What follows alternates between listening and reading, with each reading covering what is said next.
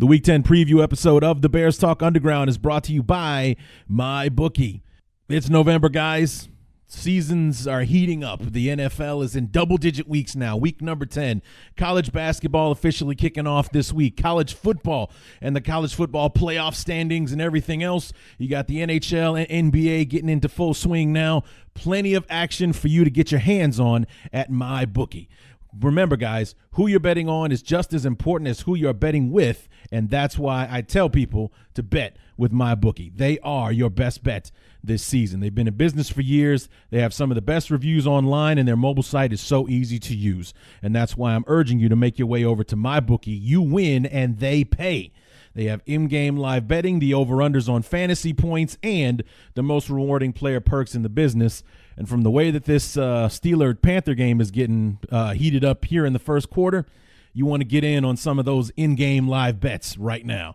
So join now, and MyBookie will match your deposit dollar for dollar up to $1,000. And if you make the deposit after 7 p.m. Eastern, you get an additional $25 in free play on deposits over $100 if you use the promo code BEARS25 to activate the offer. So visit MyBookie, MyBookie, and don't forget to use the promo code BEARS25 when creating your account to claim up to $1,000 in free play and get that extra $25 if you do your deposit after 7 p.m. Eastern. So it's up to you guys, but free money always sounds good to me. It'll definitely keep you warm in these cool temperatures. MyBookie, you play, you win, you get paid. This week on the Bears Talk Underground, that portion of the schedule that stuck out like a sore thumb back when the schedule was released in April is finally upon us, as our beloved begin an NFC North stretch where they play 3 division opponents in just 11 days. First up, the Detroit Lions. Will the Lions continue to roar in this series, or will they be reduced to the Motor City Kitties? Jeremy Reisman from SB Nation's Pride of Detroit joins us on the Week 10 preview episode of the Bears Talk Underground.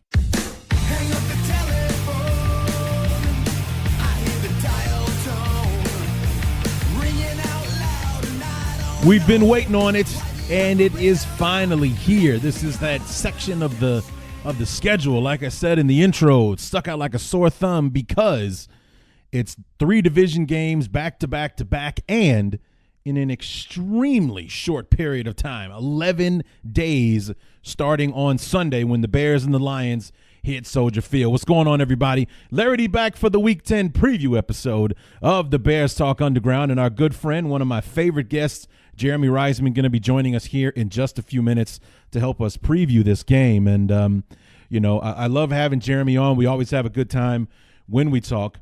And, he and I both agree this is one of the best rivalries, I think this is the best rivalry in the NFC North as far as competitiveness and the back and forth and what have you. That's what you expect when you hear the word rivalry. Unfortunately, it's been a very one-sided rivalry with the Packers, for way longer than I would care to admit out loud. But, and actually it's kind of been one-sided with the Lions lately, 1-9 in our last 5 seasons. But every single one of those games was in doubt pretty much right up to the last minute. And that's what you look for in a rivalry, an actual game where it's competitive and down to the wire and all that kind of stuff. And that's why, I hated losing the Lions. For those of you who've been with me for a while, especially when Schwartz was the head coach of the Detroit Lions, there was nothing more that I hated than losing to the Lions. And nothing upset me more during an NFL season was watching the Bears lose to the Lions when Jim Schwartz was the head coach. That guy was a grade A douchebag. I hated that guy. And there was nothing about him that I liked as a head coach. He is a brilliant defensive coordinator and in the role where he needs to be right now. He's defensive coordinator for the Eagles still, I believe. But, won a Super Bowl ring with them last year and all the rest of that. He's where he needs to be. Leading a football team, lousy across the board. So, those were dark times when the Bears would lose while Jim Schwartz was the head coach. So, my hatred of the Lions has lessened over the last few years with Jim Caldwell as the head coach, and now with Matt Patricia. The heat isn't as intense as it once was, but because these games are so hotly contested, they're the ones that you want. And for the Bears in the position that they're in, these are the games that you have to win, because you have to start winning the games against your division. We went 0-6 against the division last year, guys. We didn't win a single division game against the NFC North last year. We are the defending AFC North champions because we were perfect 4-0 against those guys. But 1-11 in the NFC, and that one victory came against the Panthers. So no victories against Green Bay, none against Detroit, none against Minnesota. It's been a lopsided thing since John Fox came to town. Now that Matt Nagy's in there, the Bears are playing better football. We've got better personnel on the team, and we're in first place right now. People are talking about us making the playoffs, and if we want to do that, we have to win these games. We have to win the next 3. Do we have to win them all? Theoretically, no. Should we? Absolutely. We got Minnesota coming to town next week, and the Vikings, as we all know, traditionally don't play well in Chicago. It's usually a home-and-home series where the home team always wins, kind of thing. So hopefully that is a pattern that will stick to itself next Sunday when the Bears and the Vikings get together. But for now, let's stick to the Lions. It's just these are the games we have to win. The games that we could not win a year ago, we're starting to win now. We've been in every single game, and I think that we've had the lead going into the second half in every single game thus far. That is tremendous progress. We're 5-3, whereas a year ago we were an optimistic 3-5, and then we went down the tubes, and so did everything else. So, I've saw a game-by-game I read an article, game-by-game predictions, had the Bears finishing 10-6. With the way that the NFC North is playing right now, you got 8-1 or 7-1 and 6-2 at the top. It could be interesting as to whether or not 10-6 will get you in this year. If it wins us the division, that's great. But Minnesota's playing good football. Who knows what they're going to do down the stretch? They got to see the Bears twice, so at least we can have a say in it. But these are the games that we got to win. We haven't been able to beat Minnesota and Chicago the last couple of years. We got to get that done. We haven't been able to beat Detroit, period, in the last several years. We got to get that done. And then when we get a second bite at Green Bay week 15, we got to get that done as well. So we got to win these division games. Those are the ones that super duper count when it comes to trying to get into the playoffs. So, it's the losses that we had against Miami and New England, they sucked. Both of them did, but in the grand scheme of things, didn't really affect the overall picture all that much. I mean, you got to go through about 3 or 4 levels of tiebreakers to get to like common opponents before that becomes a factor. So if you have to lose games, Miami, New England, those are the games that you want to lose because they're out of conference games, and it doesn't really matter. And in as far as positioning within the NFC, it doesn't matter because everybody's playing a different division. So as far as the AFC is concerned, you don't have common opponents. So it really does come down to what you do within your division. That's where the Bears have to make their mark, starting with these 3 games coming up. Starting on Sunday with the Lions. So let's get into some news and notes before we get to our conversation with Jeremy Reisman. The biggest news coming out of Hallis Hall this week is on the injury front. Now, the first thing is actually not coming out of Hallis Hall, but just an interesting note for the Bears. Turns out Ryan Pace and the Bears made the right call when it came to Cameron Meredith. And I don't mean that in the way that the offense is doing just fine without him. What I mean is they let him go because of concerns about the health of his knee, that devastating knee injury that he suffered in the dress rehearsal game last year against the Titans in the preseason, cost him his 2017 season. He was a restricted free agent. The Saints signed him to an offer sheet because the Bears signed him to the lowest tender they possibly could have. For an extra $1 million, for $2.9 million, the Bears would have signed him for a second-round tender, meaning anybody that signs him got to give up a second-round pick in order to keep him. The Bears elected not to do that. Cameron Meredith signs with the Saints, goes off two-year $10 million contract with the Saints. Back in April or in March, whenever this happened, I was not a fan of the move. I wanted to have an embarrassment of riches I wanted a stark contrast from what we had in 2017, which is where Mitch had no one to throw the football to. I wanted him to not be able to keep track of the guys he'd be able to throw the football to in 2018, and it was only $2.9 million that we were talking about. I'm still not a huge fan of the move, but it turns out Ryan Pace was right. Sean Payton talked about the move. The head coach of the Saints talked about the move, saying that his knee has been swollen pretty much every single week after the games. He hasn't been on the field much since week 5, hasn't caught a pass since week 5. They signed Des Bryant earlier this week, making Cam Meredith expendable, so they put him on injured reserve, ending his season. He's going to have arthroscopic surgery to clean out that knee, and hopefully he'll be 100% to go in 2019. So it looks like Ryan Pace made the right call as far as the immediate health and his impact on the team in 2018. They let him go. They didn't match the offer sheet to the Saints, so he's off and on that team. But it looks like 7 months later, 8 months later, whatever it is, that Ryan Pace made the right call, a very calculated move. But he let Cam Meredith go to the Saints because of the injury concerns, or the concerns they had with the health of that knee and how far along it was, and basically the immediate impact that he would have on the football team. So just wanted to bring that up real quick. And then as far as the Bears are concerned, the injury news is all good. It is fantastic. Ben Broniker, I know that's the first person you wanted to hear about. Ben Broniker was out last week on concussion protocol. He's been full go on Wednesday and Thursday. Taylor Gabriel was nursing a knee injury at the end of the Buffalo game, was limited on Wednesday, full participation today. Eric Kush has been battling that neck injury, full participation Wednesday and Thursday. That's fantastic news. He was limited, I think, all of last week. Bilal Nichols didn't even travel to Buffalo with a knee injury last week, full participation this week, so he'll be back on the field Sunday. There's this guy, is Khalil, I think that's how you pronounce it. Mack is his last name. He's a linebacker, and he has an ankle injury. He's been full participation Wednesday and Thursday. So if he doesn't play on Sunday, I will eat my laptop, okay? He better play against the Lions on Sunday. And Allen Robinson professed to the media today that he is 100%, and he has been full participation on Wednesday and Thursday as well. So the Bears' risk of playing the games without two of their best players against the Jets and the Bills the last 2 weeks has paid off.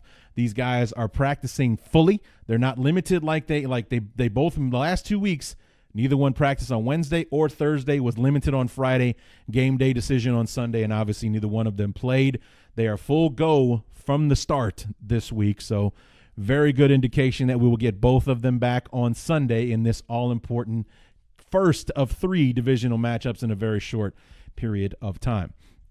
On the Lions side, some very big names on this list. Ezekiel Ansah with the shoulder injury has been limited so far this week. LeGarrette Blount with a knee injury, limited as well.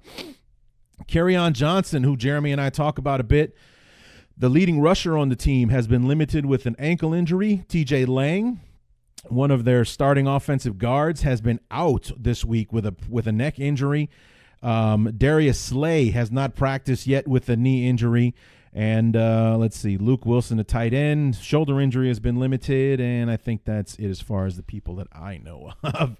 But, Ezekiel Ansah, LeGarrette Blount, Kerryon Johnson, TJ Lang, Darius Slay, those are household names in the Detroit Lion universe.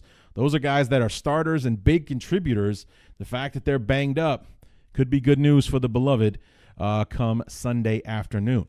Now, I've been getting some questions about it. This is my last little bit of news before we get to our interview with Jeremy. And ever since I announced it a little while back, maybe a week and a half, maybe 2 weeks ago, on how you can get your hands on an official Bears Talk Underground sticker, well, I have figured out how I'm going to get you monkeys to dance for me and earn these stickers, okay? Now, you can earn 2. You can earn 2. I have 50 stickers to give away. When the 50 are gone, we're done until I can get my hands on some more. All right. Now, you have there are two things that you can do to earn one sticker each. Okay. Number one, and this doesn't count towards a sticker, but you have to be following me on Twitter at BTU_Larry, or you have to follow me on Facebook. My name is Larry Dyer, Dyer the third. If you follow Larry Dyer, you're going to be following my dad. You'll be very confused. You want to follow Larry Dyer the third on Facebook, or you need to be a member of the Bears Talk Underground Facebook group, whichever is works best for you. All right, so you have to be following me in both of those, Twitter or Facebook, or one of them, depends on how many stickers you want to get your hands on. Now, on Twitter, you have to send me a screenshot that you are subscribed to the podcast, whether it be on Google Play, Spotify, iTunes, anywhere else that you are, podcast addict, whatever. Show me that you are a subscriber to the podcast. Send me a screenshot of that with the hashtag BTU sticker, one word. Hashtag BTU sticker. Do not forget the hashtag. You forget the hashtag, no sticker for you. So BTU sticker, hashtag BTU sticker, one word, on Twitter. Send me the screenshot showing me that you are subscribed to the podcast. Number two, on Facebook, like and share the audio cards that I release. Not the show announcements, but the actual audio cards, those little 1-minute clips that I show or that I post that, have a little clip of the show and kind of preview a teaser, if you will. You want to hear more, listen here, so on and so forth. Like and share, not one or the other. You have to do both. Like and share the audio card.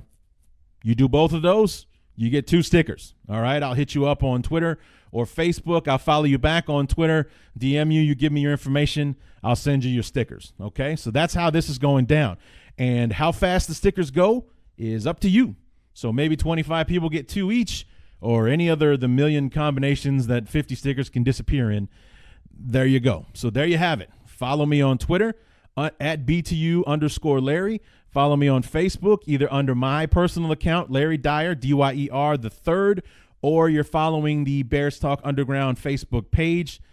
You send me the screenshot on Twitter to show me that you are subscribed with the hashtag. Do not forget the hashtag. Hashtag BTU sticker, one word, no underscores or any of that nonsense.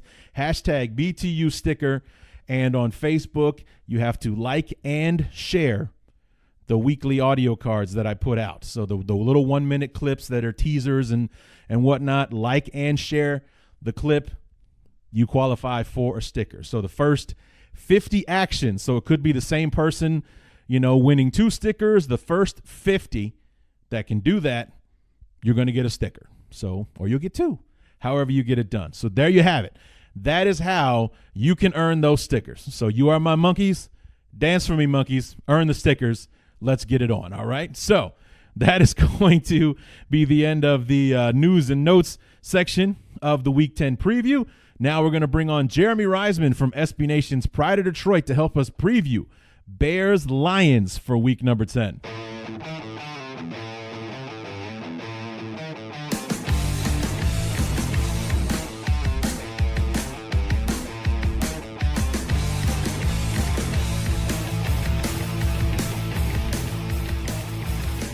Week number 10 has our beloved starting a vaunted three-game gauntlet in 11 days. From November 11th to November 22nd, the Bears play 3 games, 2 of which are represented by this guy, Jeremy Reisman. Welcome back to the show, man. It's been a while.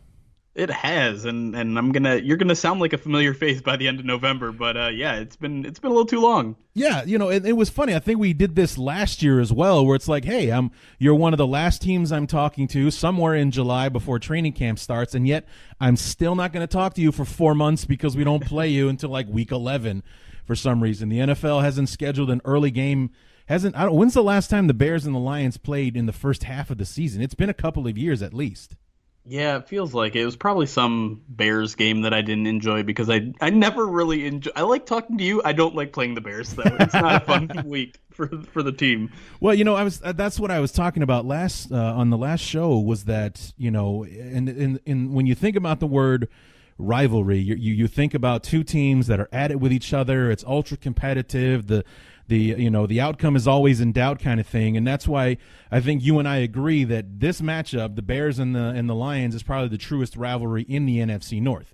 It may not be the most popular one or the historical one or whatever you want to call it, but it's definitely the one where when these two teams get together, you literally can throw the record books out because it's going to come down to the wire.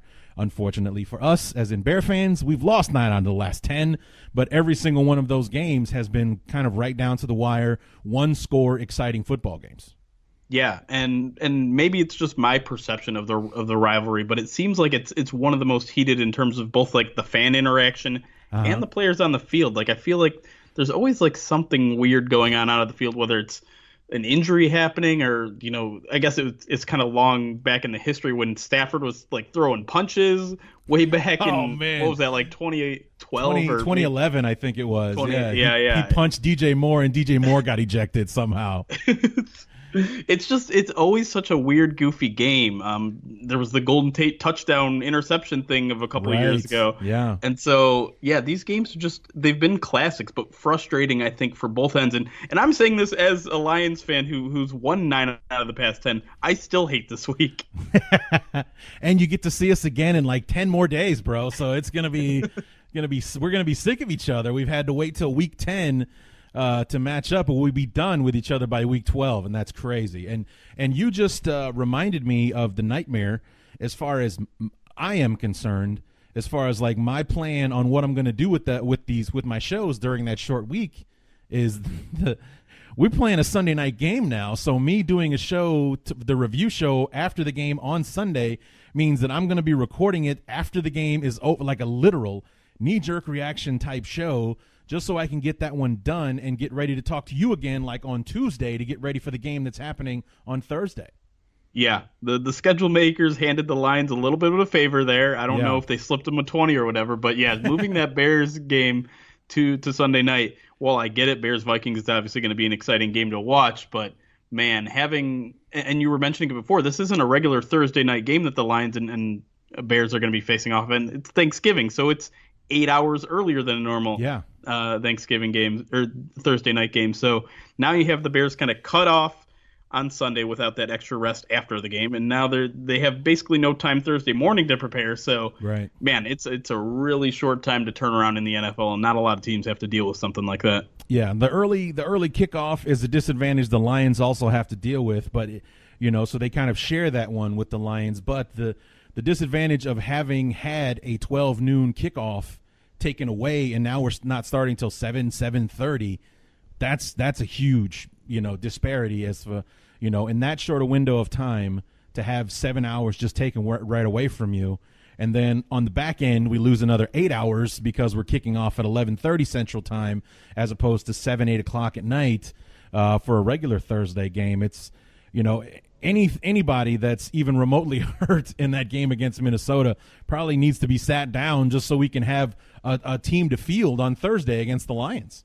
Yeah, and you brought up the Vikings there. That's not a team that you really want a short rest of week after. No. That's a very tough physical defense, as the Lions learned in a not-so-pleasant fashion last week. But, I would not want to come off that Vikings game on a short week, but unfortunately that's what the Bears have to do.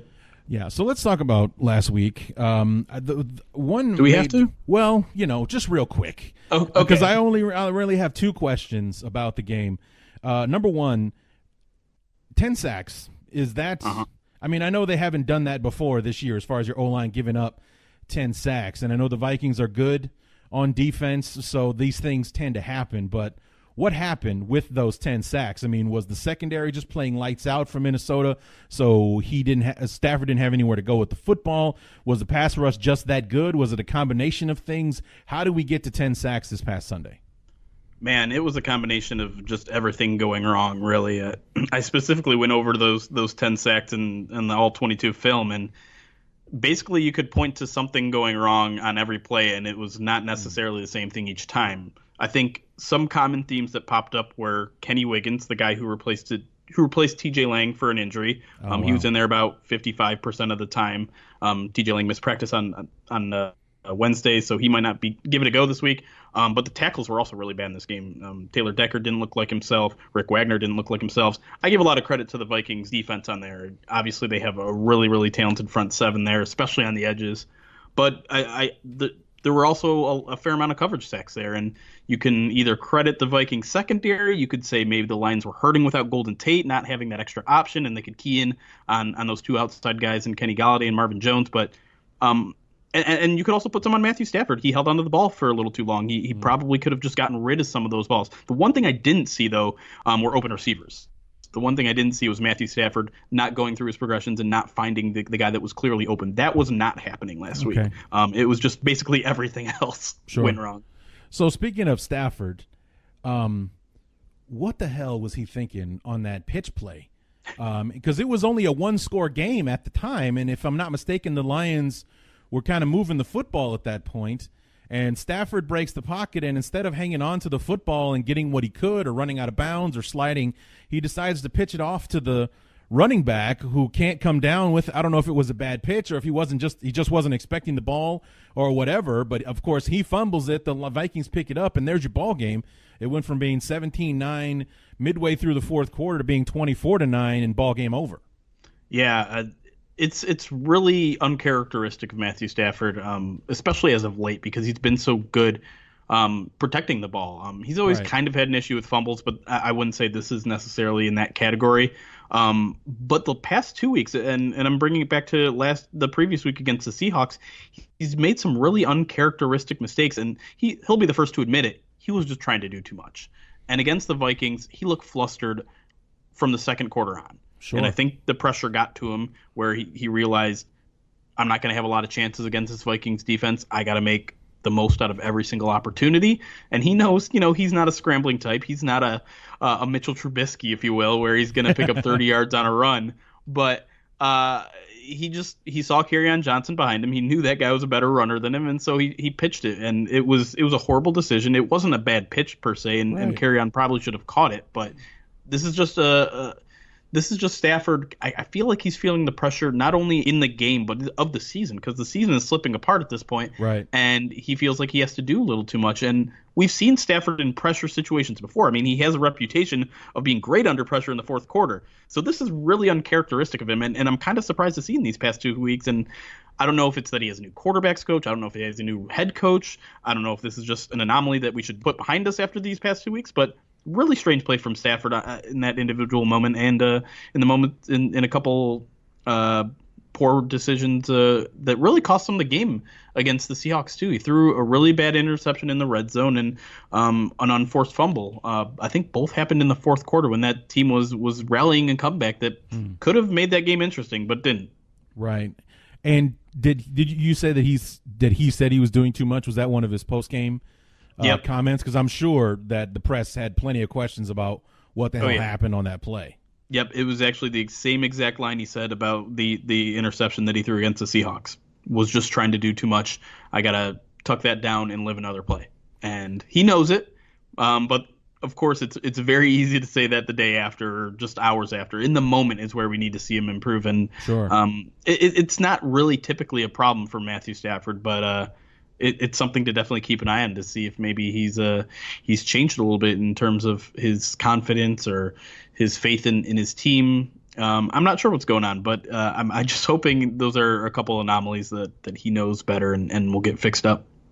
Yeah, I mean, you think about the day that he was going through or had they got him all 10 times by that point? I think we were at about 6 or 7 by then. So we still had a few more to bang in there. Okay. Oh yeah, they snuck in a few in that fourth quarter late. Okay. So I mean, you think about they got 10 sacks on the day, and I don't want to say it had anything to do with fear, but it really did seem like he was almost flailing at the moment, like you said, trying to do too much, trying to make something happen, where he just should have taken what he was given on that play and lived to fight another down, kind of thing. Where he just kind of turned, like you said, uncharacteristically just like, here, you take it, you do something with it because I'm about to get killed. And not that he's got any fear about being hit, but just like we got to do something. We're going to struggle. We're struggling against this defense here. You make something happen, kind of thing. And it seemed like it really did seem kind of like a desperate moment from him where you don't really see him do that. Like you said, very uncharacteristic of him to do something like that. Yeah, and honestly, I would say your flailing line was kind of appropriate.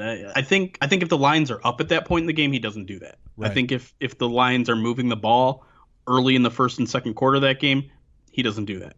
So I think the pressure is getting him to a little bit, especially the literal pass rush pressure is getting to him. And the thing is, his his pocket presence has really actually improved throughout his entire career. But every now and then, and it happens a lot against the Vikings, he kind of gets the heebie-jeebies a little bit and loses just kind of his sense of his surroundings, and it shows in plays like that. Well, I mean, that's odd because he's a 9-10-year veteran at this point. And the funny thing is, you said it happens against the Vikings, which I think is kind of funny because if I'm not mistaken, it was the Bears that were responsible for knocking him out of the game. Like the first 2-3 years of his career, he was having, he blew out a shoulder against the Bears one game, and then the next year it was like an elbow or a knee or something like that. It was always the Bears that he was getting hurt in, not the Vikings that he was getting hurt in. So I mean, is he just getting banged up more often against the Vikings, or what do you think is happening there? Well, it's a little bit of that. There was a particular game 2 or 3 years ago where there was an MLive reporter who just went down the list of ailments, bloody sock, bruised toenail, scraped elbow, all in one game. And I don't know if that is still lingering in his mind, but on the field, this Vikings team has really always had the Lions number. Sure. Matthew Stafford's numbers are much worse against the Vikings than any other team. The Lions rarely ever score 20 points ever since Zimmer came in there and transformed that defense. And I think Stafford senses that. He knows he's not in for a good game when the Vikings are in town, and I guess he got a little desperate in that moment. That's so weird to see that happen to him because one of my notes that when I was writing down thinking about what I want to talk about in the segment that I do after the interview, which is where I give my take on what I think needs to happen in order for the Bears to win. One of my notes was to pressure Stafford in the pocket because Stafford is like Rodgers. He's more dangerous when he's rolling out, and you're giving him more time. And, the whole jailbreak, backyard playground situation that his wide receivers get to do when every man for himself, Stafford seems to thrive in those situations. And here it was one of those moments, and he made the absolute worst decision he could make in that moment. Yeah. There's no defending what he did, and you can say Kerryon Johnson should have caught it, but even if he catches it in that situation, I think they still lose like 3 yards on the play. So it made no sense whatsoever, and Matthew Stafford knows that, and hopefully it just never happens again. Right. Hindsight being 20/20, if Kerryon catches it and he runs it for a first down, we're probably not even talking about it at this moment, but. What happened. So obviously, and because it basically put the game out of reach at that point with the way that the Vikings defense was playing combined with how they were bottling you guys up, the 15-point lead might as well have been 150 at that point, with only half a quarter left to go. So it really did put the game out of reach for you guys against the Vikings. So let's talk about Kerryon Johnson because he's a rookie this year, right? Yep. Okay, and here he comes in to the point where Amir Abdullah became expendable. He's now a Minnesota Viking, ironically. Claimed by the Vikings earlier today. Tell me about the rookie, and because I know that there was like a little celebration week 1 against the Jets when you were being murdered by the Jets somehow, and that game went sideways on you hardcore after that kid threw his first interception. It was all backwards after that. But Kerryon Johnson runs for 100 yards in that game, and the funny thing was the crowd starts celebrating when he breaks 100 yards because it ended like a streak of some kind, right? Yeah. The Lions had not run for over 100. One individual had not run for 100 yards for the Lions since 2013. So 5 years back when Reggie Bush was with the team, and now Kerryon's done it twice. He did it against the Dolphins. Had I think 175. I want to say in that game. He's been a revelation, and a lot of credit goes to the offensive line as well. They've been playing a lot better, but Kerryon Johnson is a legitimate offensive rookie of the year candidate right now. He's averaging 5.7 yards per carry, and he's really given this Lions an offense, a dimension when it works. And the problem recently, the Lions it looked like they were making a comeback. They made that big win at Miami against the Dolphins, where Kerryon has that big day. The Lions, as a team, rushed for 249 yards, which is the most they had since 1999. Wow. But then Seattle comes to town, shuts down the running game. Obviously, the Vikings come down, shut down everything on the offense, and now we're kind of back to square one, and you're wondering whether what we saw in the first 5 weeks of the season was really what the Lions are capable of, and they've had 2 bad games, or if those were kind of the anomalies. We've kind of learned since the Miami defense is not as good as maybe we thought it was at the time. Mm-hmm. The offensive line appears to have regressed a little bit, some of it due to injury, some of it maybe just regressing to the mean. But Kerryon Johnson himself is clearly a very good weapon for this team. He can hit on those home run plays. He's got great vision, the best vision I've seen out of a Lions back in a very, very long time. And he's decisive, and he's also not afraid to lower the shoulder. He's a pretty small guy out there, but in Dallas he had a touchdown run where he just basically bowled over a linebacker for an 8-yard run.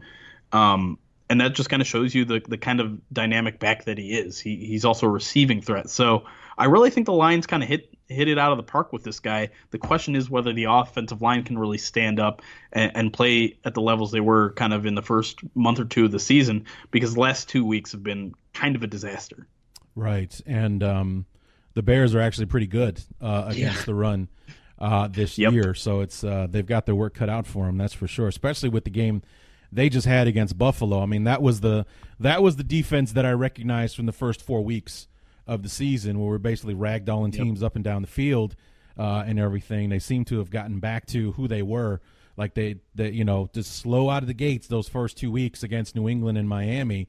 But I mean, granted, it was the Jets and the Bills, and those are not very good football teams, but still, we beat those teams the way you'd expect a team that's supposed to be good is supposed to beat a team that's not good like that, and they the only bullet that the Bills had in the chamber as far as their offense was concerned was their running game, and the Bears shut that down. So they got the turnovers and they scored points, so they're coming into this game with the Lions in the right frame of mind, and Khalil Mack is practicing fully again, so no more Wednesday, Thursday off and limited on Friday, and then he's a game time decision.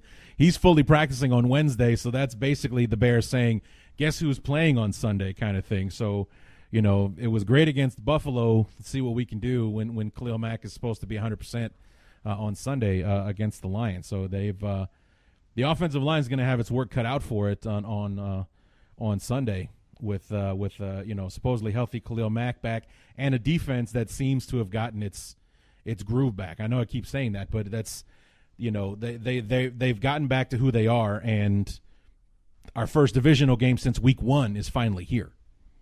Yeah, it's perfect timing for them, and obviously the Lions are coming off a performance where the offensive line is kind of looking themselves in the mirror and wondering who they are. 10 sacks is just an unbelievable number to be giving up in one game. It was the Vikings record, and it's not going to get any easier this week, and it's probably not going to get easier the week after that when the Panthers are in town, and then we have to deal with the Bears again. And it's just kind of a gauntlet for this offense to kind of keep their head above water, and it doesn't help that they just traded away maybe one of their best offensive threats. So right, it's really interesting. The way the next 3 weeks are going to play out is going to be really interesting. Actually, the four weeks, because I believe the Rams are after the Bears. Oh wow, yeah. So it's going to be a tough stretch of games for this team, and it's really I think you could make a pretty solid argument that Jim Bob Cooter, the offensive coordinator, is fighting for his job in these next 4 weeks. What? No more Jim Bob? How can we not have the greatest name in coaching history without a coaching position? We can't have that, man. What's going on there? But, you mentioned that real quick, so let's talk about it, because the Lions actually made 2 trades before the trade deadline. Mm-hmm. One where they were the buyers, and then the second one where they sold a pretty big piece of their offense. So, I mean, you kind of got conflicting messages. We're adding to the defense. Damon Harrison, Snacks Harrison, whatever you want to call him, is one of the, better interior linemen in the league. You get him, you add him to your defense, and, saying one thing and then saying something completely different when you send Golden Tate off to the Philadelphia Eagles. Now, granted, you got a 3rd-round pick, which in today's NFL, that's a pretty good return on your investment. But selling out one of your best pieces and a guy that's been done nothing but good things for you since signing with you, sends another message in Tyler. To be buyers one week and then sellers the next, conflicting messages there. No doubt about it. It was very much disorienting as a Lions fan, especially just the Lions are coming off that big win against the Dolphins. Then they get Snacks Harrison, who was basically the perfect piece for this defense that had struggled to stop the run. He's been a monster in 2 weeks, and I know the overall numbers don't really reflect that, but you watch the games, he is a force to be reckoned with. And so Lions fans are not just talking about how this team might compete for a playoff spot, but potentially for the division after that game. They're 3-3. They've won 2 straight. They got Snacks now. They're heading in the right direction. And then the Seahawks game happens. They lose. And then the Golden Tate trade happens. And suddenly, we have to talk people down from the roof after that. And right. I don't like the trade. There are people that do like the trade. And I will admit, like you said, 3rd round for Golden Tate, not a bad trade in terms of value, especially since the Eagles are only essentially getting him for 9 games. But I thought this team was still in contention after that Seahawks game. I thought they could bounce back. I've seen a little bit of improvement out of the defense where I thought, okay, the offense is still the strength. Golden Tate is still a strength of this offense. They continue to kind of pound the passing game, win in shootouts or however. They can still contend on this division, especially at that point, the Vikings were still kind of muddling around. The Bears were kind of up and down. Mm-hmm. This NFC North had not been decided by week 8, and it's still not decided at this point. So the message that Matt Patricia said to the media and that he told the team was that the trade of Golden Tate was not giving up on the season. It was expressing confidence in the people that remain in that locker room. That's a really nice line, but I don't believe it for a second. Sounds like a nice way to spin that, but I don't even know if there are guys in that locker room that would believe something like that.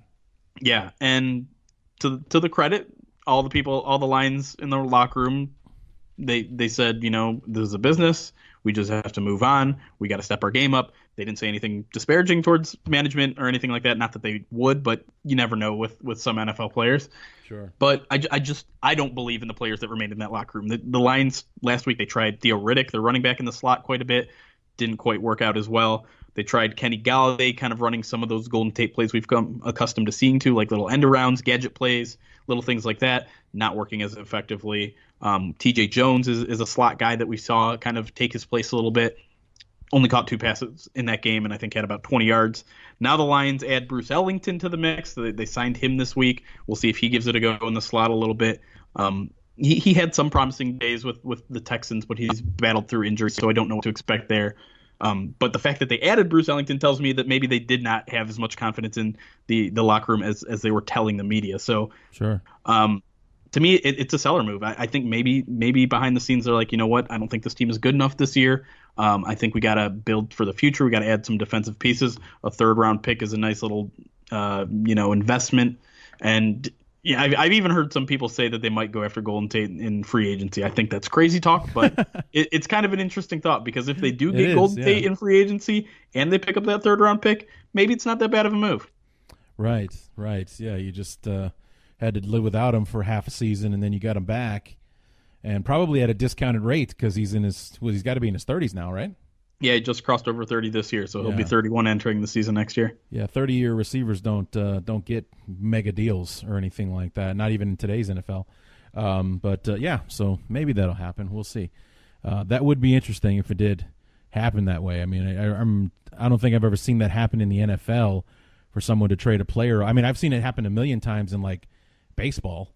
Right. Like when I was a kid, Ricky Henderson got traded to the A's only to sign back with the Blue Jays on the next season, the team he got traded from or whatever. It's just I've seen that happen 1,000 times in baseball, but never once in football. That would be a first, at least for me, anyway, to see something like that happen. But that's interesting, because I was confused, not so much that they traded Golden Tate, which was surprising to hear that they went ahead and did that, even for getting a 3rd-round pick, but to, like I said before, to be buyers and get a Damon Harrison the week before, and then to turn right around and send someone of equal importance on your offense away from the team. I was so are we cashing in on the season now? Or we can't, cashing in our chips here, and you're saying, okay, well, 2018 we're going to do our best, but especially when they're 3-4 and the Bears are in first place at 4-3, you're only a game back,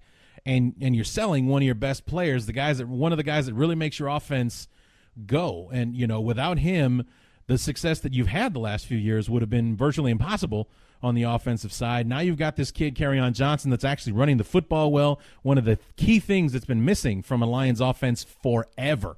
Yeah. Virtually since Barry Sanders retired, you haven't been able to run the ball. And now we've got this kid who's having a solid rookie year, like you said. Definitely offensive rookie of the year contender for sure. And we're going to send one of our best offensive pieces away, and get a third-round pick for him. It just made me scratch my head. I'm like, I don't really know what Detroit's doing here with that. Yeah, the one thing it did make me do is kind of reevaluate the Snacks trade, because the one difference there is that he signed for another 2 years after this year. Sure. So in a way, it's also a long-term move. I know 2 years in the NFL isn't necessarily considered long-term, but when you're an NFL coach, you never know. You never know how long you're going to last. So 2 years kind of does sound like a long time. And I think the Lions just pounced on an opportunity. The Giants were in fire sale mode. They ended up getting one of the best defensive linemen, I think, not just defensive tackles. I think one of the best defensive linemen in the league for a 5th-round pick. That's a fantastic deal for them. Yeah. And he fits this Patricia's defense perfectly. I mean, you think of the Patriots defenses of the past, you think of Vince Wilfork, that big, huge nose tackle guy, and Snacks is everything. He's everything that Vince Wilfork is, and the Lions didn't have anyone like that. At this point, Snacks is, I think, 30 pounds heavier than anyone else on the team, so he's really unique in that sense that he's that big guy in the middle, and he does his job well. I'm surprised at how much he's met my personal expectations. Just in the first 2 weeks he was with the team, and he's also kind of learning a new system, so that's really impressive to me, and he gives me a little bit of hope for this Lions defensive line that I kind of came into with a lot of questions. Ziggy Ansah is a guy that probably isn't going to be around next year, but the Lions have had a guy, their 4th-round pick, Deshaun Hand, has really looked good so far this year. A'Shawn Robinson has taken a step up, I should say, especially after Snacks was around. So there's a little bit of hope on this defensive line now and going forward, because I think a lot of people, kind of myself included, think this year is probably a lost cause at this point. I know they're only 2 games out of first place, but with the way the offense is trending right now, I just don't see how they keep their head above water. So Snacks was kind of a move for the future, even though at the time it looked like it was definitely a buyer's move, an aggressive one for this year. I think in retrospect, it makes sense as a long-term move as well. Sure. So let's talk about your new head coach, because didn't get off to the greatest start. A 48-17 loss at home to the Jets on Monday Night Football, national TV, no less. You lost again week 2, correct? Yep. And then, to the 49ers. But you come back Sunday Night Football with the whole world watching. You bring the Patriots into town and then take them to the woodshed for 4 quarters. So it's, you lose to the Jets, but you beat the Patriots. That's not the way it's supposed to go, But they rattle off a couple of wins. They've got more wins than losses, and then they've kind of trailed off these last few weeks. How is the first year head coach handling all this? Well, okay, I guess it would be the way to put it. He's a very mild-mannered guy on the field, which I think kind of butts head with some of the perception of him when he was defensive coordinator.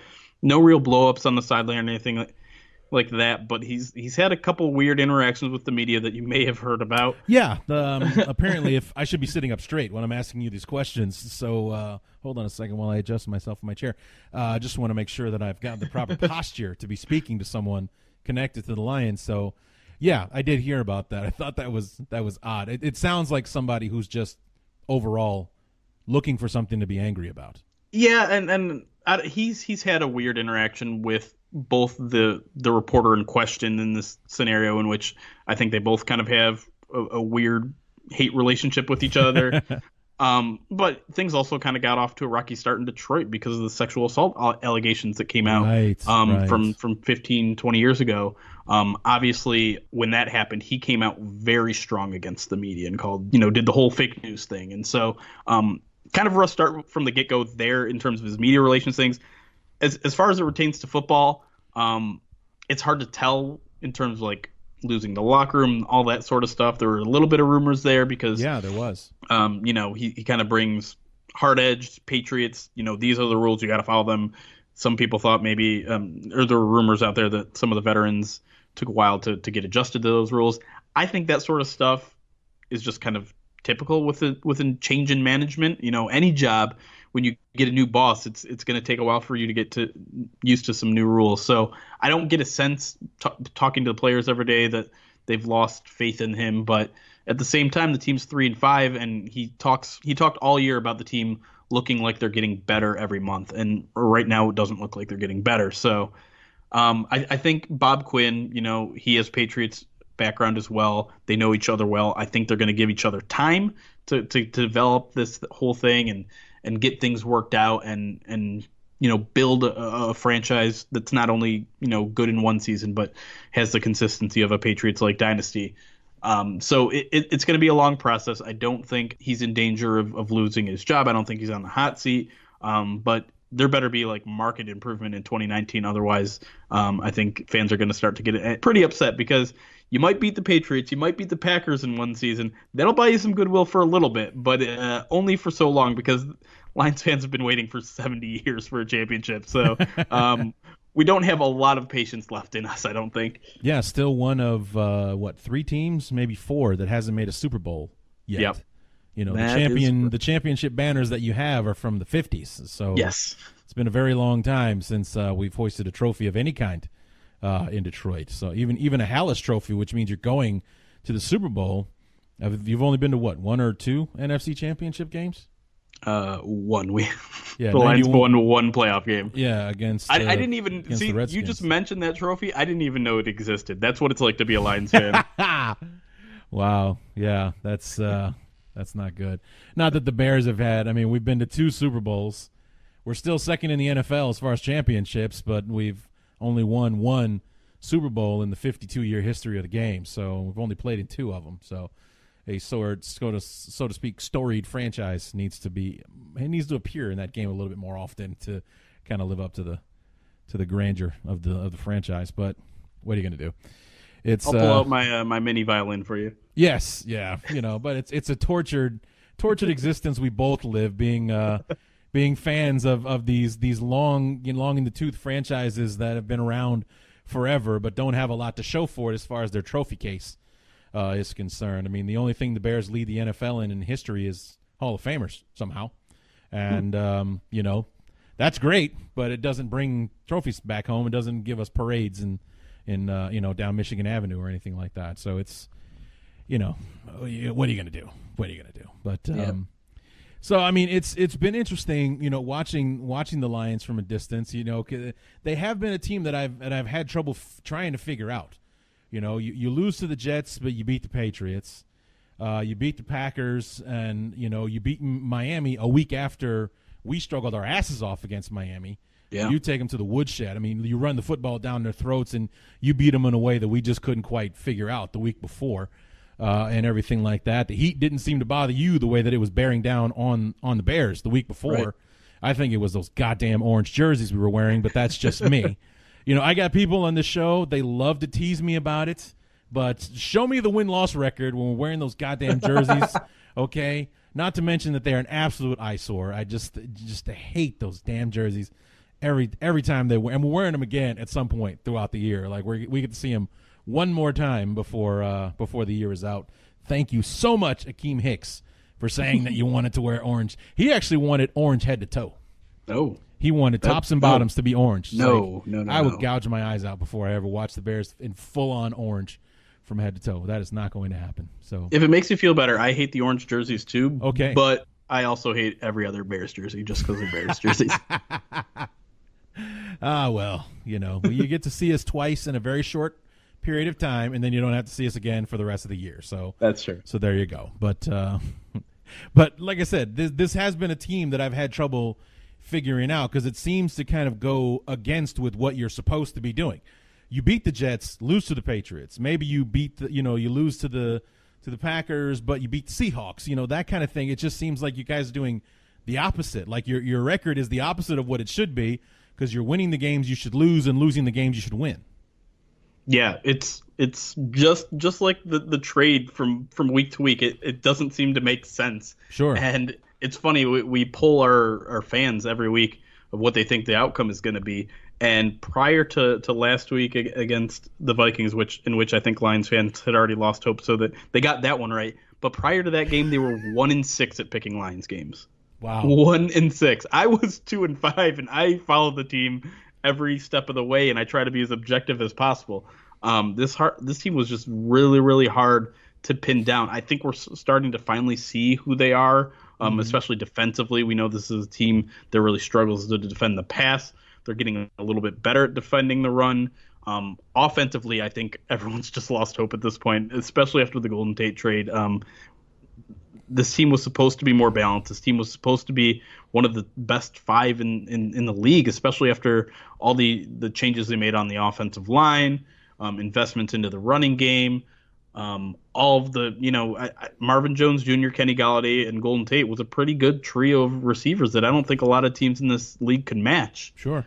But now all that's gone, and all the optimism has kind of been sucked out of the room, and maybe that means a big upset is on the horizon based on how the season has gone. But I kind of have a little more confidence in what I know about the team and who they truly are. And it's not good for news for Lions fans, unfortunately. So what has that been like for you? Because prior every conversation that we had prior to this one, you were in California living on the West Coast. Now you've moved back to the Midwest. You're covering the team on a day-to-day basis. So you obviously have a more intimate relationship with the team than you've ever had before. So what kind of insight is that giving you as far as, how are you able to remain objective when you're getting to know these guys face to face? It's definitely a little bit tougher, and the one thing I've noticed is just how quickly a face can disappear. A guy that you see there in the locker room every day, and a guy like Golden Tate who's willing to talk for the whole 45-minute sessions that we get with the players, gone the next day. And I'm never going to see that guy again in the same intimate fashion that I had been seeing him every day. Right. Amir Abdullah is another guy. He didn't talk with the media that much at this point in his career because he's just, sad to say he's not as relevant as some of the other guys in that room. But now he's gone. And it's just kind of shocking to be able to see that and have someone. It's just kind of like a coworker disappearing, and it's a weird feeling because some of these guys are really nice, really personal, and I'm already rooting for the team, and now I'm kind of growing to root for individuals on the team, and it's hard. It's definitely hard to remain objective, especially as a fan in general, but. I'm a very stats based guy, and so I think I'm able to kind of tell things how it is, kind of put the emotions aside and look at the physical results. And I'm usually painted as kind of one of the more pessimistic guys in the league, but every now and then I'll have people saying I'm way too optimistic. And so if I'm getting it from both sides, I think that usually means that I'm just doing something right, actually. Yeah, I'm a cautiously optimistic kind of guy. I think it's shaping up very well that the Bears are finally going to be able to add one to that 1-9 record we've had over the last 5 years against you guys, with the way that you guys have been playing the last couple of weeks, the way you struggled last week against Minnesota, combined with how the defense played against Buffalo last week, and we're getting a healthy Khalil Mack back on top of that. We're at home. Right. All that kind of stuff. I think it's sizing up very well. Am I going to come up and pound the table like, God damn it, we are winning on Sunday and we're going to make it look easy? No, because it's Bears-Lions, and these games never go the way you think they're going to.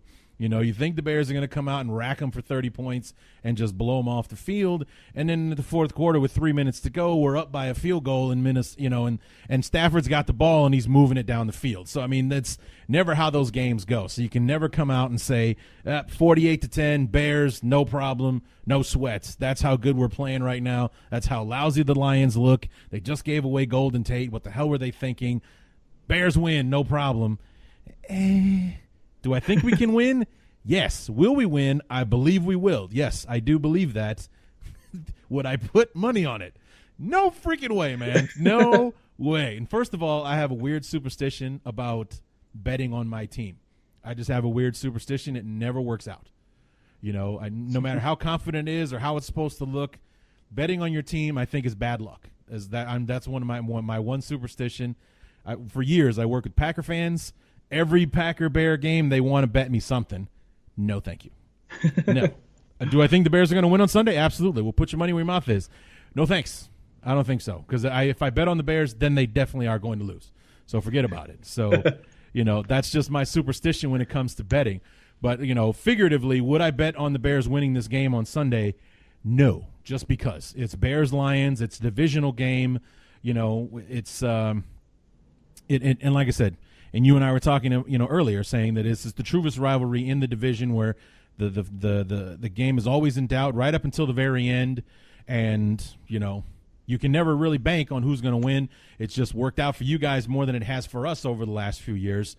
But any one of those games could have gone Chicago's way, and that's why Bears-Lions is not a smart bet for anybody. Yeah. I wish I felt as about the outcome as you, but I don't know. I don't see this Lions team being competitive this week. I see it playing out a lot like it did last week against the Vikings. Obviously the series history, but it's also worth pointing out that this team has the best record against NFC North opponents over I think it's the past 4 or 5 years than any other in the NFC North. No team is better against this division over the past 4 or 5 years than the Lions, and they've never won the division. Go figure. But I mean, if I'm just looking, I want to put the history behind us because those are different teams. The Bears and the Lions have a different head coach. Like, that's a big difference. Where you can kind of throw the history out and see all these advantages pointing in the Bears' favor. The one thing that the Lions can do kind of well is run the ball. So it just so happens to line defensive strength. And amongst the fans here that have lost a lot of confidence in this threat with Matthew Stafford not having all the weapons that he should have. And defensively, I just don't think the team is getting good quick enough. I think they are getting better. I don't think Mitchell Trubisky is necessarily the kind of threat that should make defenses quiver, but the Lions have not been very good at stopping the pass. I mean, just about every quarterback has hit 100 passer rating except for oddly Tom Brady, which is go figure. I can't figure that one out. And I don't know. I would love to scheme up a way in which the Lions win this game, but I can't do it other than just dumb luck. And granted, dumb luck has happened before with the Lions team. I'm not banking on it this week. Yeah, I mean, that's kind of where I'm at right now as far as, why wouldn't I just come out and say that the Bears will win the game on Sunday? And like I said before, because it is Bears-Lions and these things, they always end up being too close, and record rarely has anything to do with how these games are supposed to turn out. But I feel like you do. With the way that it's shaping up, the way that the Bears have played the last 2 weeks, the way the Lions have played the last 2 weeks, that it's definitely tipping in the Bears' favor as far as who should win on Sunday. And the reason that the Bears wouldn't win would be them doing something to give Detroit an advantage, whether, Trubisky tries to force it in when he shouldn't and get an interception, or if we turn the football over, or if we have a day on defense, like as awesome as the defense was last week, we must have had 7 or 8 defensive penalties last week. And some of them turned out to be bogus, especially on that one Buffalo Bills touchdown drive I won't get into right now because I've ranted on it in the last episode. But, it just seemed like we had a lot of defensive penalties last week that went against us. We can't make mistakes that are going to give the Lions hope in this game that will, what should have been a 3-and-out has been extended because of a holding penalty or pass interference or roughing the passer or something like that. And instead of them punting us the football, they've got the football, the chains are moving, and now they're down the field and they got a fresh set of downs. So here we go. The momentum has shifted just like that with a silly penalty. That's what I think is going to keep the Bears from winning the game on Sunday, or why you would be able to say that's where it all went wrong. Yeah, I mean, with especially penalty stuff, as much as certainly lie can influence a game, and I think every fan base really knows that, whether they have a storied history of bad calls against them or not. But I mean, it's interesting you bring up kind of the defensive penalties. The Lions have had a fair share of defensive penalties in the secondary, but I think the reason for that is just because the Lions can't rush the passer, and also you can't rough the passer if you can't rush the passer. Sure, yeah. I don't know how else to kind of frame this matchup here in the Lions' favor. I guess the one thing the X factor that could be his game is Ezekiel Ansah. He made his return last week, but they kind of had him in a situational pass rushing role. Mm-hmm. I think he only played about 12 snaps. If he becomes a full-time player on the defensive line, suddenly that becomes kind of a strength, and I'm interested to see if he's ready for it. He said, he feels amazing. He's ready to go. I do think he can make the defense a lot better. Not to a point where they're a top half defense in the league, but now they're about 30th, and I would love to see them up there like 20. If they can get them to that level, maybe the line still has a chance in 2018, but we're going to see something out of him right now. This is the third divisional year. It's the first of a gauntlet of 4 games where they have to probably win at least 3. They can't hesitate anymore. They need to get going right now, and it has to. So maybe the desperation also helps the Lions because they're probably a little bit more desperate team than the Bears right now. Obviously, the Bears have a lot of motivation holding on to first place, but sure. This Lions team is really on the brink of losing their season if they haven't already. Well, all right then. So there you go. That's the glass half empty evaluation from 2 tortured fan bases about this game on Sunday between the Bears and the Lions. And Jeremy, we'll have you back on very shortly, because we have that Thursday Thanksgiving Day game to get ready for. So when we haven't spoken for 4 months, but we're talking again in like 4 days. So good luck on Sunday. Hopefully everybody comes out healthy, and we finally get that W that's been so elusive to us over the last few years. And we'll be raring to go when we meet again on Thanksgiving Day. Yeah, hopefully we'll still have something to talk about after this game. All right, Jeremy Reisman, Pride of Detroit, and the aptly named POD cast. I still think that's the most genius and yet the stupidest nickname for a podcast. It's like, oh, that's genius. Wait a minute. No, it's not. All at the same time. The POD cast, you can hear Jeremy and company. Jeremy, thanks so much for coming back on, and we'll talk to you again real soon.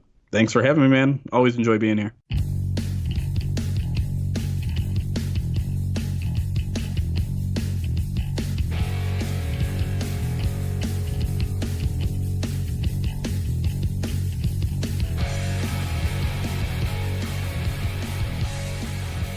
Remember, guys, Bears25 is the promo code on MyBookie to take advantage of up to $1,000 in free play. And if you make that deposit after 7 p.m. Eastern, you get an additional $25 in free play. So you don't want to miss out on that.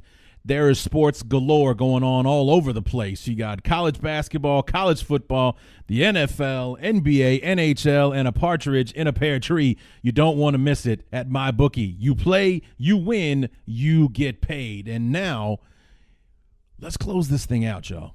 It's coming down to the nitty-gritty, and we've got some matchups that we want to keep our eye on this Sunday. And, the very important ones that we do want to watch. We want to watch that interior line. Eric Kush, Cody Whitehair, James Daniels, the rookie especially, matched up with that Damon Harrison, Snacks Harrison. We talked about him quite a bit. He was a product of one of the trades that Jeremy and I talked about for the Lions, the one where they brought in one of the better interior linemen, if not the best interior lineman in football, to add him to the football team before trading away one of their top offensive pieces in Golden Tate. It still makes me scratch my head when I think about it. But that's a matchup we want to watch. How's the rookie going to handle one of the league's best? Can Eric Kush and that neck injury handle, what the one of the biggest, strongest defensive linemen in pro football? How will it affect our running game? Will we be able to get Jordan Howard down, getting him running downhill against this Lion team? He's had a lot of success against the Lions thus far in his career, hoping to see some more of that on Sunday, take some of the pressure off of Mitch, open up that play-action passing game, which will be huge with Allen Robinson coming back, Taylor Gabriel practicing at full participation, and what have you. And, hell, I forgot to mention Adam Shaheen is practicing. He's not on the injury list because he hasn't been activated yet, but he's practicing now. So he could be joining the team very shortly, adding yet another target to the Chicago Bear passing attack. And, stopping Snacks Harrison is going to be vital in getting the ground game going and getting the rest of the offense going as well. I mean, we know Matt Nagy, being a disciple of Andy Reid, he's going to throw the damn football regardless of how the running game is going, but it can only be that much easier. I mean, think back to that Tampa Bay game. How easy was it to throw the football when he had all day to throw? The running game was going, so we had play action working and so on. It was a much easier day for Mitch. He stood back there. He didn't have to worry about the pressure coming, was stepping into his throws. He was dead on accurate in that football game, so it was very nice to see. Some of the one other matchup, let me see, what did I write down here? Yeah, the interior line versus Snacks. The offensive tackles of the Lions versus Khalil Mack.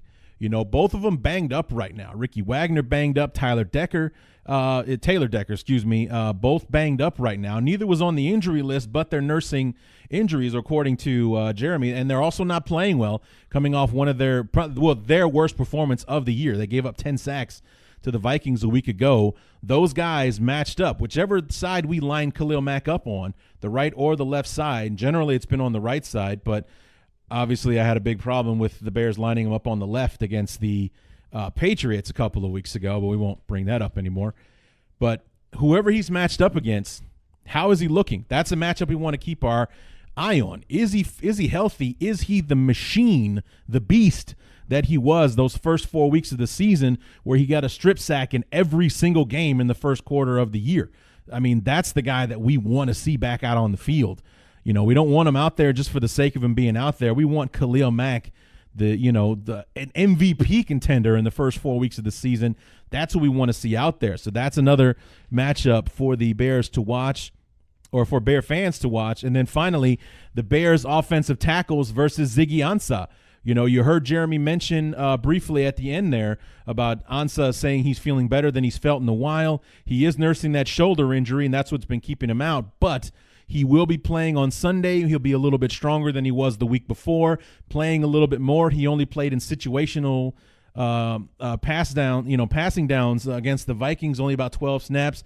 He'll probably play a lot more than that against the Bears this Sunday. How will our offensive tackles, who are not the best set of tackles in the league, let's be honest, how will those guys handle what Ziggy Ansah is bringing to the table on Sunday? So the running game with the interior against Snacks Harrison, the passing game with the tackles against Ziggy Ansah.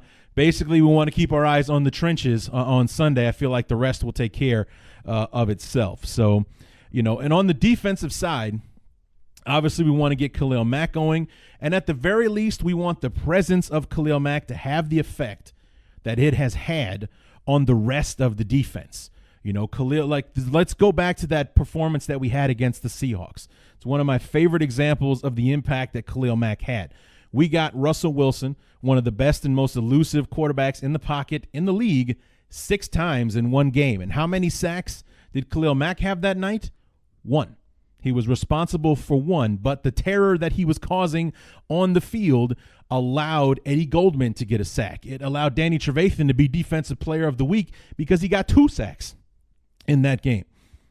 The pass rush that we were generating in that football game forced Russell Wilson to make a very bad mental error, throw a pick 6 to Prince Amukamara that put the game out of reach for the Bears in that football game. That's the kind of havoc that we want to see, and it's going to be very important against Matt Stafford. You heard me mention with when talking to Jeremy how Stafford is very much like Aaron Rodgers in the fact that if you pressure him, you want to keep him in the pocket.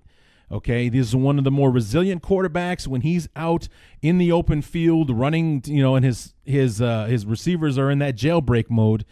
He can make things happen. He's got a fantastic arm, and but hopefully he'll be in that trying to do too much mind frame and make a throw across his body and across the field into the waiting arms of Roquan Smith or anybody else who wants to get their hands on the ball. How about Eddie Jackson? Because we know he's going to take it back for a touchdown if he gets his hands on it. That's the kind of pressure that we want to see from our defense, but we want to keep it controlled. Maintain your lanes. Keep Stafford in the pocket. You know, you condense it on top of him, just like we did to Russell Wilson. Russell Wilson wasn't getting outside of the pocket and making things happen, when the play was broken up or anything like that. The Bears were keeping him in the pocket. Our nose tackle was getting sacks. Roy Robertson Harris had a sack in that game. Aaron Lynch had a sack in that game. Everybody was eating that day. And if we want to eat Matt Stafford, we got to keep him inside the pocket. We're not going to catch him if he gets outside those tackles. So Leonard Floyd, that little spin move to the outside, none of that this week, my friend. None of that. Khalil Mack, he's a beast, so he can do whatever the hell he wants. Leonard Floyd still looking for that first sack of the year. No spinning to the inside, which opens up the outside for the quarterback. None of that this week, sir. You want to stay to the outside, force him to stay in, and let all of your defensive help come and get him. I'd be a happy guy, to be truthful with you. I'd be the happiest guy in the world if our leading sacker was Bilal Nichols or Eddie Goldman or, hell, Roquan Smith or Danny Trevathan, because that means that the pocket was collapsing on Stafford, and he had to try to either go upfield or he had to give in to the pressure that was coming at his face because he had nowhere to go. He had nowhere to go. That's the stat that I would love to be able to repeat back to you guys on Monday when we do the review show. So that's pretty much what I have. On offense, it's simple. For the most part, we want to keep doing what we're doing. And Mitch needs to be Tampa Bay Mitch, making good decisions, making the pinpoint throws. Stick to your fundamentals, step into your throws, see what you're throwing at. That's what you got to do, man. That's what you got to do. And I think that we'll be fine if we do those things. But I think if we shut down Stafford and company on the offensive side, keep Kerryon Johnson or whoever's running the football for them, if it is Kerryon Johnson, keep them in check, I think it'll be a very happy afternoon, and we'll finally snap that streak against the Detroit Lions. So that will do it for the Week 10 preview of the Bears Talk Underground. Remember, folks, follow me on Twitter at BTU_Larry. Follow me on Facebook, Larry Dyer, DYER the Third. Don't follow my dad. Follow me, Larry the Third, on Facebook, or join the Bears Talk Underground Facebook group. Like and share the audio clips, or show me that you are subscribed to the podcast using the hashtag. Do not forget the hashtag BTU sticker. One word, BTU sticker. Do that. I'll hit you up to get your information so I can send you your official Bears Talk Underground stickers. So the first 50 actions, whether it's 2 people getting, 25 people getting 2 stickers each, or whatever combination you can dream up, the first 50 actions that complete those tasks, they're the ones that get stickers. So there you have it. So get to work. Make me famous. That's what we're out to do right now, okay? Spread the word of the Bears Talk Underground. Like and share on Facebook. Show me that you're subscribed to the podcast on Twitter with the hashtag BTU sticker. So there you go. That's going to do it for the Week 10 preview, guys. Come back on Monday when we'll talk about hopefully what will be our 3rd straight Victory Monday with a 6-3 record, heading into a big showdown on Sunday Night Football with the Vikings. And until then, my name is Larry D, and this has been the Bears Talk Underground.